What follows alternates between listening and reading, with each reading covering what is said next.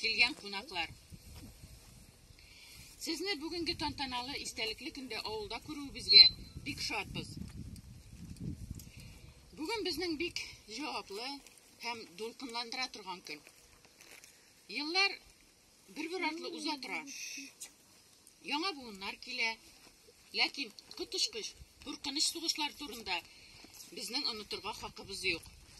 Быел 22 июнь көнне сугыш башланганга 80 ел булды. Узган һәр ел безне Бөек Ватан сугышыннан ераклаштыра. Килер бер көн, менә бу сугыш вакыйгалары бәлки тарих битләрендә генә калыр. Бүген без илебезнең азатлыгы хакына үз көчләрен, гомерләрен кызганмаган ватан сакчыларына, Бөек Ватан сугышы ветераннарына, гомерләрен аямаган батырлар истәлегенә, сугыш чоры тыл хезмәткәрләренә һәм сугыш чоры балаларына истәлек һәм дан һәйкәле ачабыз.